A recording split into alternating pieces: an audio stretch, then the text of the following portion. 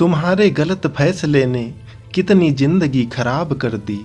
सुमित और समर बचपन से साथ साथ पढ़े हुए, पढ़ लिख कर शहर के नामी गिरामी कॉलेज में टीचर हो गए।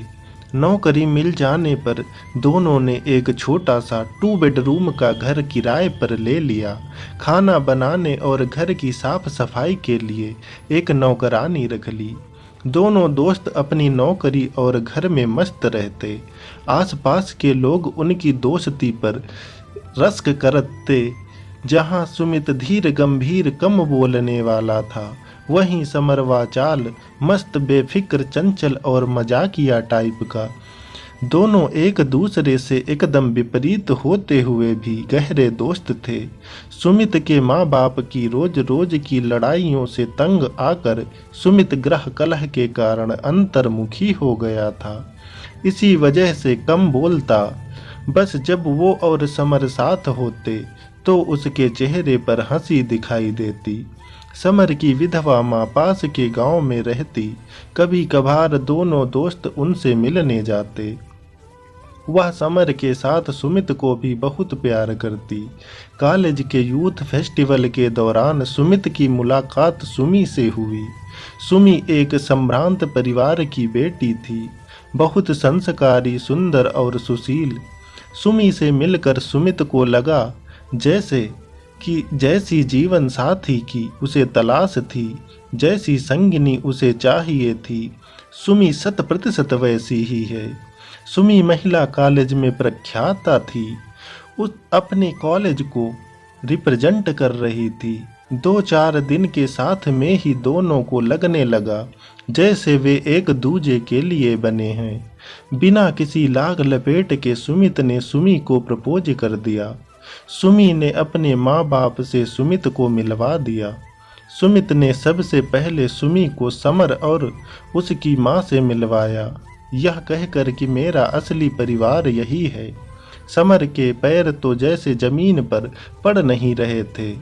ब्याह की पूरी रस्मों के दौरान वह सुमी से मजाक करता रहा। कभी कहता, मैं और सुमित 2 जिस्म एक जान हैं।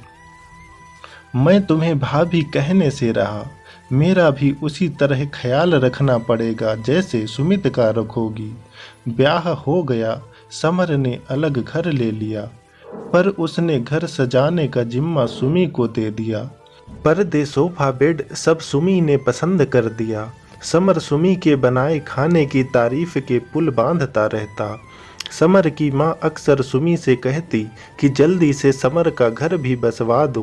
तब समर कहता, सुमी अपने जैसी लड़की दिला दो तो कल ही दूल्हा बन जाऊं। सुमी की कोई बहन भी तो नहीं थी, वरना उसी को ब्याह लाता। सुमी कभी कभी समर की हर वक्त की तारीफें सुनकर असहज हो जाता। समर मजाक करता तो सुमी की नज़र सुमित पर जाती, तो उसे लगता सुमित कह कुछ नहीं रहा, पर उसे पसंद नहीं आ रहा।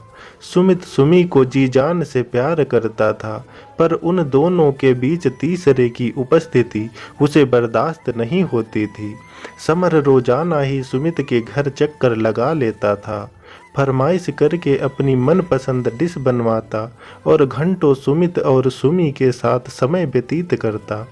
उसकी तो सुमित के अलावा कोई कंपनी थी ही नहीं। ब्याह के पहले वे छुट्टी के दिन कभी लॉन्ग ड्राइव पर, कभी पिकनिक पर जाते, तो ब्याह के बाद जब समर भी उनके साथ जाता तो सुमित को बिल्कुल अच्छा नहीं लगता। प्रोग्राम बनने पर वह किसी न किसी बहाने कैंसिल कर देता। सुमी की वजह पूछने पर वह कहता कि सुमी उसे वक्त आने को मना कर दिया करे। इस पर सुमी कहती, दोस्त उसका है, यह कैसे मना करे। करना हो तो सुमित उसे ना आने को कहे।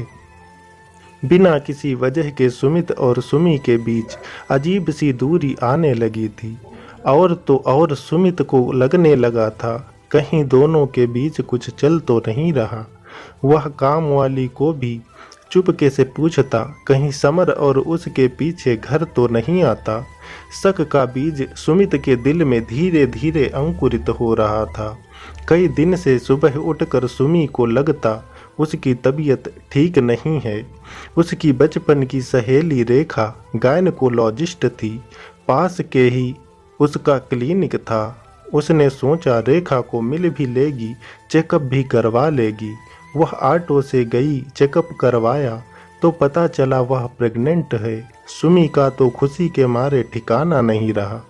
रेखा ने फ़ोन उठाकर सुमित को खबर देनी चाहिए, तो सुमित ने कहा इतनी बड़ी खुशी वह खुद सुमित को देगी।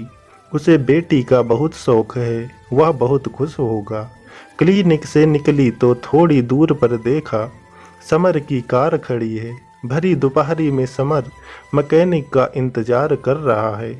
सुमी ने कहा इतनी धूप में खड़े रहने से अच्छा है घर चलो, मैकेनिक गाड़ी ठीक करके पहुंचा देगा। खाना खाकर निकल जाना। समर आ गया। सुमी बहुत खुश नजर आ रही। उसने घर आकर खाना लगवाया। समर खाना खाकर निकलने ही वाला था कि सुमित, जो अपनी कोई फाइल ढूंढ रहा था, घर पर आ पहुंचा। समर को देखते ही उसका पारा 7वें आसमान पर चढ़ा। गुस्से से उसका मुंह लाल हो गया। सुमी ने पहली बार सुमित का ये रूप देखा था। वह जोर से चिल्लाया, कब से ये रास लीला चल रही है? तुम दोनों डूब मरो। कमीने, तूने मेरी दोस्ती का ये सिला दिया कि मेरा ही घर तोड़ दिया। अब सब समझ में आ गया। शुरू से ही तुम्हारी नीयत खराब थी। निकल जाओ और कभी अपनी सूरत मत दिखाना। और सुमित ने समर को दरवाजे से बाहर निकालकर जोर से बंद कर दिया। तभी उसकी नज़र डॉक्टर रेखा की क्लिनिक के लिफाफे पर पड़ी। खोलकर देखा तो सुमी की प्रेगनेंसी की रिपोर्ट थी। गुस्से से सुमित की मुट्ठियां बंध गईं। तमतमाते हुए बोला, तो उसके साथ जाकर डॉक्टर के पास चेकअप भी करा आई। मैं मर गया था क्या? अब समझ में आया मेरी गैर मौजूदगी में सब क्या हो रहा था। बेहतर है मुझे और मेरे घर को छोड़कर जहाँ चाहो चली जाओ। तुमने मेरे प्यार और विश्वास से खिलवाड़ किया है। अब यहाँ तुम्हारी कोई जगह नहीं। और सुमित ने बेडरूम में जाकर दरवाज़ा बंद सुमी अपने पिता के पास चली गई। फिर अंतराल में उसे कॉलेज से घर अलाट हो गया। समर की माँ सुमित के नाम पर समर की चिट्ठी दे गई। समर ने खुदकुशी कर ली। उसने अपने और सुमी के निर्दोष होने का सबूत लिख दिया था। सुमी के माँ बाप जानते थे सुमी और समर की कोई गलती नहीं थी। एक आध बार उन्होंने सुमित को मिलने की कोशिश की पर निराशा ही हाथ लगी। फिर पता चला सुमित लंदन चला गया। सुमी को बेटी हुई, हूबहू सुमित जैसी। सुमी और उसके माँ बाप ने नन्ही सिया को बड़े लाड़ प्यार से पाला। सिया कुछ बड़ी हुई तो सुमी से पूछती, सबके पापा हैं, मेरे पापा कहाँ हैं? सुमी कह देती नहीं हैं। सिया 11वीं क्लास में आई तो उसका एडमिशन शहर के सबसे अच्छे कॉलेज में कराया। सिया पहले दिन कॉलेज गई तो सुबह की असेंबली के बाद स्कूल के नए प्रिंसिपल ने आगे की लाइन में खड़ी सिया को बुलाकर उसका नाम पूछा। नाम सुनते ही वह चौंक गया। यही नाम तो उसने और सुमी ने अपनी बेटी के लिए सोचा था। उसकी आंखें भर आई। आंसू पोंछने के लिए चेहरे पर चश्मा, मोटा चश्मा उतार कर सिया के मुंह से पापा सुनकर स्तब्ध रह गया। सिया ने कहा, उसने मम्मा के पास अपने पापा की फ़ोटो देखी है, आप बिल्कुल वैसे हो, पर मम्मा ने तो कहा था मेरे पापा नहीं हैं। सुनकर सुमित दुखी हो उठा कि सुमी के लिए मैं मर चुका हूँ। सुमित सिया को लेकर सुमी के घर आया। सुमी के चेहरे पर चश्मा और बालों में चांदी सी चमकती सफ़ेदी के अलावा कुछ भी नहीं बदला था।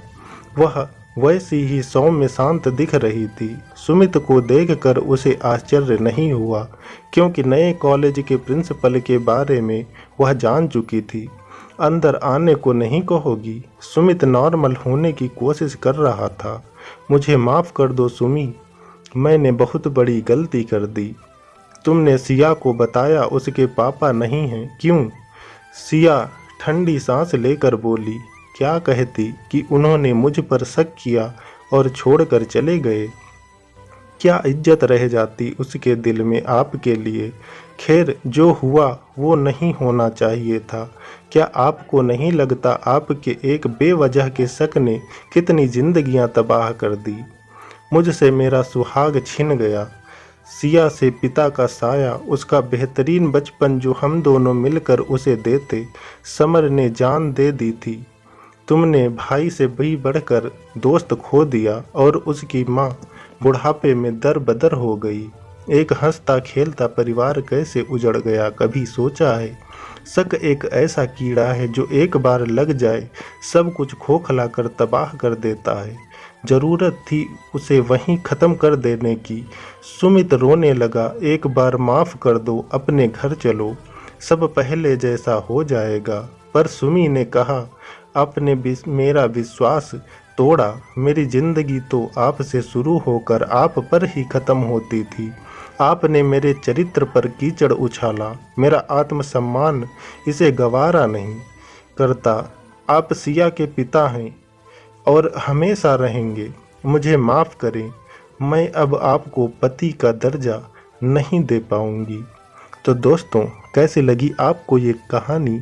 आशा करता हूँ आपको ये कहानी बेहद पसंद आई होगी। अगर आपको ये कहानी पसंद आई है तो आप अपना एक प्यारा सा कमेंट और चैनल को सब्सक्राइब कर दीजिए। Thank you.